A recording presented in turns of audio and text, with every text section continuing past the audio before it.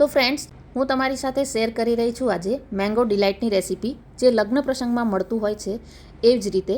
તો ક્યારેય તમે ટ્રાય ના કર્યો હોય તો જરૂરથી ટ્રાય કરો, મજા જ પડી જશે. એકવાર જરૂરથી ટ્રાય કરજો.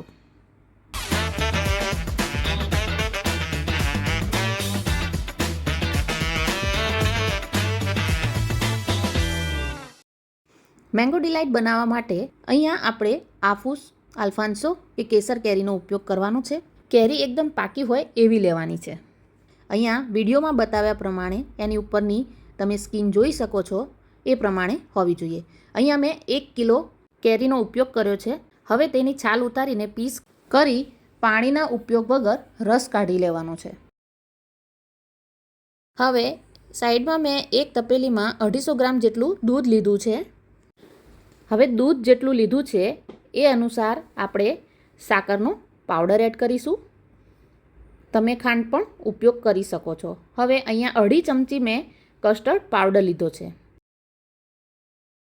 હવે એમાં થોડું દૂધ ઉમેરીશું અને એમાં ગાંઠા ના પડે એ રીતે આપણે એને મિક્સ કરી લેવાનું છે.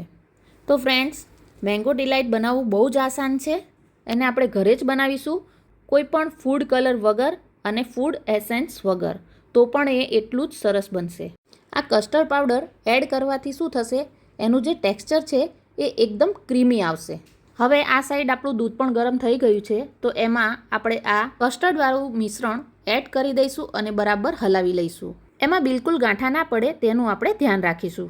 તો તમે જોઈ શકો છો કે આપણે કસ્ટર્ડવાળું જે દૂધ નાખ્યું હતું તે ઉકળી અને ઘાટું થઈ ગયું છે. તો હવે થોડોક મિશ્રી પાવડર એડ કરીશું અને હવે એક તપેલીમાં આપણે રસ એડ કરીશું અને જે કસ્ટર્ડવાળું મિશ્રણ છે એ પણ આપણે એડ કરી લઈશું અને એકદમ સરસ રીતે એને મિક્સ કરી લઈશું. હવે અમૂલની જે ફ્રેશ ક્રીમ આવે છે એનો ઉપયોગ કરીશું. તો એને બરાબર શેક કરી લઈશું અને પછી એને આપણે એડ કરી દઈશું.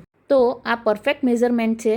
જો તમે પણ ઘરે બનાવશો તો તમારી પણ લગ્ન પ્રસંગમાં બનતી હોય તેવી જ બનશે. હા, પણ ઘણી જગ્યાએ આપણે જે કેકની જે ક્રીમ યુઝ કરીએ છીએ એનો પણ ઉપયોગ થાય છે. બ્લેન્ડરથી આપણે થોડુંક મિક્સ કરી લઈશું. હવે થોડા કેરીના ટુકડા મેં બચાવીને રાખ્યા હતા તે એડ કરીશું. હવે તેને સારી રીતે મિક્સ કરી લઈશું. હવે અહીંયા તમારે ખાંડ કે સાકર એડ કરવી હોય તો તમે કરી શકો છો, પણ ટેસ્ટ કરીને એડ કરજો. મને જરૂર લાગતી નથી. આને આપણે ફ્રીજમાં ઠંડુ કરી લઈશું અને સર્વ કરીશું.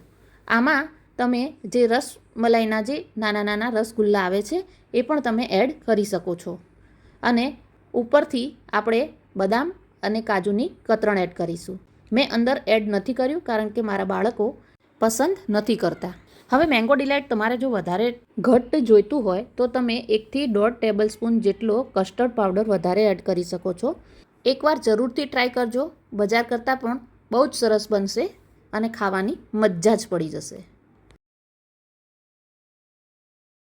मैंगो डिलाइट बहुत ही टेस्टी और मजेदार बना है, तो आप भी यह रेसिपी जरूर बनाना, घर पे ट्राई करना. તો મિત્રો, તમને આજની રેસીપી કેવી લાગી એ જરૂર કમેન્ટ કરજો. વિડીયો થોડો પણ યુઝફુલ લાગ્યો હોય તો ચેનલને સબસ્ક્રાઈબ જરૂર કરજો અને મારા ફેસબુક અને ઇન્સ્ટાને પેજને ફોલો કરજો. બેલ આઇકોન દબાવવાનું ભૂલતા નહીં. તો નેક્સ્ટ રેસીપીમાં નેક્સ્ટ વિડીયો સાથે જલ્દી મળીશું. ત્યાં સુધી જય શ્રી કૃષ્ણ.